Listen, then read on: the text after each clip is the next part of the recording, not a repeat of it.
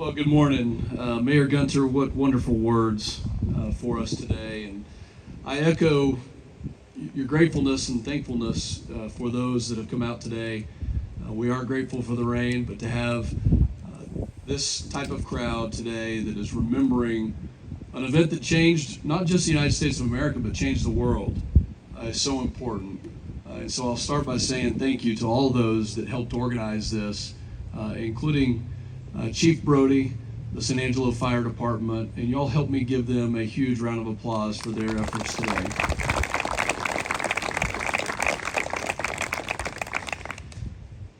And we're surrounded by men and women today, first responders, military personnel, community leaders, who know what it means to be a servant, who have lived the life of a servant, whose families have supported us in being able to do that. And we gather here to solemnly commemorate a day that's been etched into the annals of our nation's history, September 11th, 2001. And 22 years ago, our world was forever changed by an act of terror that shook the very foundations of our society, that shook the foundations of the entire world, in fact. And on that fateful day, thousands of innocent lives were lost. Countless others were forever scarred. The first responders that responded inside New York City are still facing the effects of that through the various impacts on their own health from the burning buildings that day. As chairman of the Homeland Security Committee on Intelligence and Counterterrorism, this is a particularly, I think, thoughtful day for myself and brings a profound sense of duty and solemnity. It's a responsibility that weighs heavily, not just on my heart, but on those that I'm surrounded by right here on this stage, knowing that we must remain vigilant in the face of the evolving threats that we see throughout the world. You know, I recently had the opportunity to go to New York City, this summer in fact, and I visited Ground Zero, visited the memorial, which is absolutely beautiful. And if you haven't done that, I would urge you to go and to see where the World Trade Center stood, to see the site with all of the names that are etched into the sides of these absolutely beautiful waterfalls that remember for eternity the names of those innocent lives that were lost. And in the museum that stands there to help us remember in days like today, 22 years later, where I think it's so important for us as a community to not just remember what happened on that day, but to teach our kids and to teach the next generation about, yes, the tragedy, but more importantly, how this nation responded, how these men and women that I am surrounded by that are in our crowd today, how we as a nation responded to this act of this horrible, tragic, and evil act of terror. And I think when you look back at that day and you think about the goal of those who carried out the horrific acts, their goal was to defeat the spirit of America. Their goal was to defeat the very red, white, and blue that our flag stands for. And they couldn't have miscalculated the American spirit any worse. Because on that very day, just like the mayor said, you saw thousands, millions of Americans coming together to support each other, coming together to help rescue those in the burning buildings, coming together to help bring our sense of society and community together. You know, it was on that day that I think we as Americans stood out, the very best of America stood out. The very best in our society that our founders envisioned for our country stood out.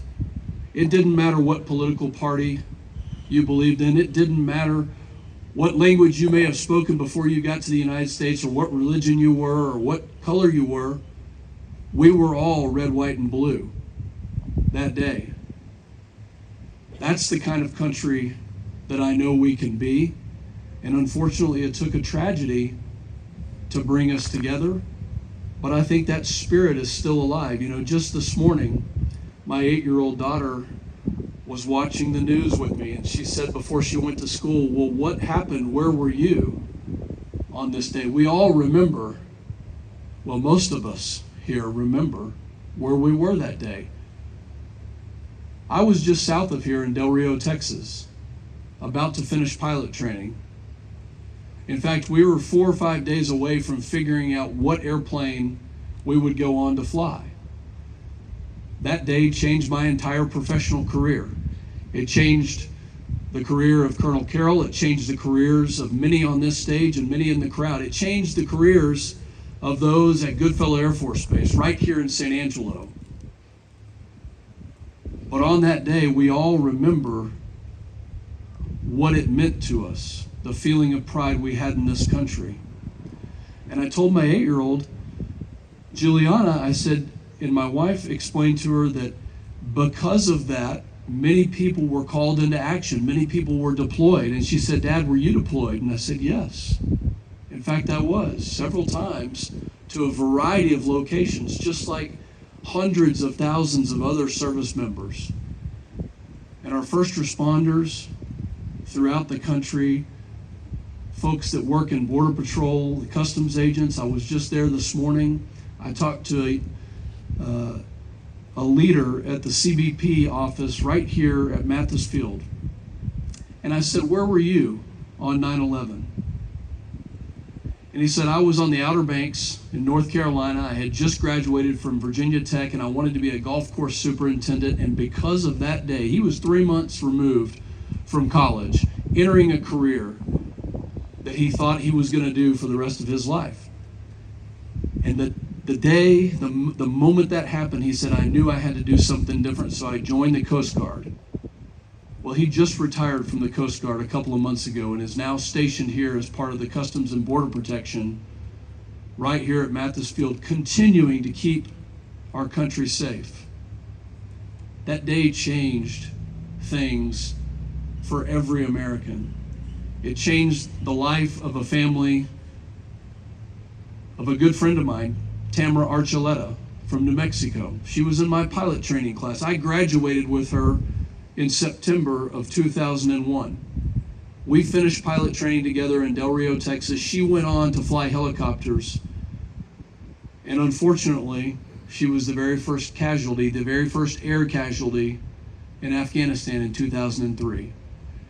She was on a rescue mission, saving other people, doing what her country had asked her to do in the mountains of Afghanistan on a very, very tough condition day, where she was not just in her first rescue mission of that day, but in subsequent rescue missions where she had been transporting ground troops to safety. You know, there's a saying that most gave some, but some gave all. I remember Tamara Archuleta today. I remember her family who still lives in New Mexico today. And because of her sacrifices, our country is a safer place. Our world is a safer place. I'd ask each of you to continue today to look at these flags, to see ourselves in a different light 22 years later, as stronger, as more committed to this great country, the opportunities that it affords us, and with the solemn responsibility to teach the next generation what it means to have your own freedom and the very essence and core of our country attacked, yet to emerge stronger. Mayor Gunter, Chief Brody, Judge Carter, Sheriff Hanna, Chief Frank Carter, Colonel Carroll, and all of our servant leaders in this community, thank you for helping remember this day by refocusing our thoughts on the things that really matter. And I'm not sure that anything matters more than those who are willing to serve, whether as first responders or in the military, and their families who allow those servants to do their jobs. Thank you for being here today.